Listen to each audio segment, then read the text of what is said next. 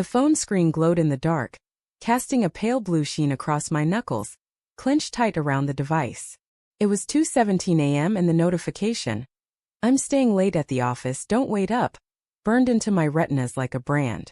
My wife, Claire, had sent it 3 hours ago, but the lie festered now, raw and jagged, as I stared at the grainy photo someone had slipped under our apartment door. It showed her unmistakable in her emerald scarf, pressed against a man in a dimly lit bar, her lips grazing his ear. The timestamp, 10:43 p.m. tonight. My chest tightened, a vice of betrayal squeezing the air from my lungs. I wanted to scream, to hurl the phone against the wall, but instead, I sat frozen on the edge of our bed, the silence of our home deafening, her perfume still lingering on the pillow beside me. I traced the photo's edges with my thumb, the cheap paper crinkling under the pressure. The bar's neon sign in the background, the rusty anchor, was a place she'd never mentioned. My mind churned, replaying her words from earlier that day. "I want a week off, Tom. Just some space to breathe." Her voice had been soft, almost pleading, her hazel eyes avoiding mine as she stirred her coffee. I thought she meant from work, from the grind, maybe even from me, but not this. Not him. The man in the photo was a blur, his face half-turned, but the way her hand rested on his arm, intimate and sure, told me everything I didn't want to know. Or did it? Doubt crept in, a slimy whisper. Maybe it was a misunderstanding, a bad angle, a friend she hadn't mentioned. I wanted to believe it, but the ache in my gut screamed otherwise. The apartment felt too small, the walls closing in as I paced the hardwood floor, the boards creaking under my bare feet. Every detail stood out in sharp relief. The chipped mug she'd left on the counter, the faint hum of the fridge, the distant wail of a siren outside. I stopped at the window, staring into the city's restless pulse, lights flickering like accusations. How long had this been going on? Weeks? Months? The signs were there, weren't they? Her late nights at the law firm, her phone always face down, the way her laughter had grown brittle, like glass about to shatter.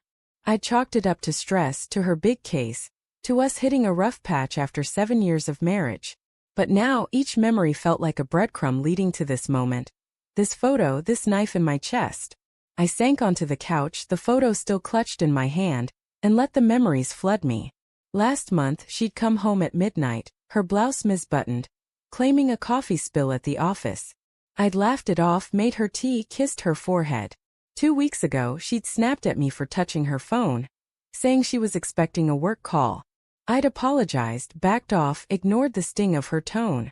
Denial had been my shield, but now it was crumbling, and the truth clawed its way to the surface. My fingers trembled as I opened her text thread, scrolling through the mundane. Grocery lists, reminders, heart emojis that now felt like lies. I typed, "Where are you right now?"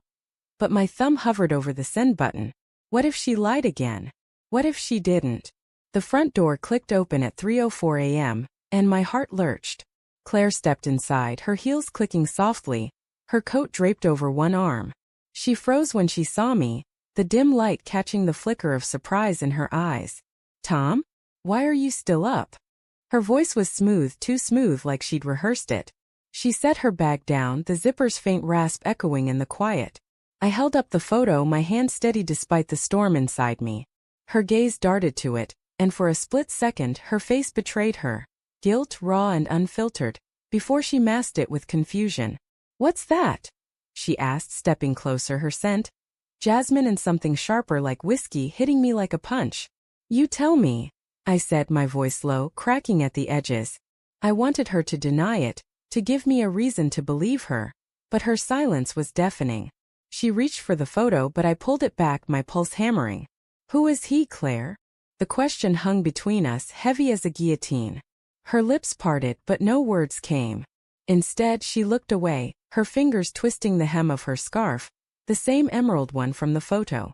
That small gesture, her nervous tell, shattered any hope I'd clung to.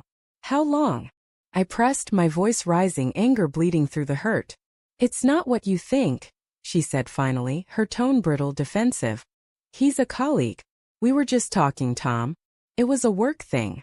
But her eyes wouldn't meet mine, and the lie felt like salt in an open wound. A work thing at a bar? At 11 at night.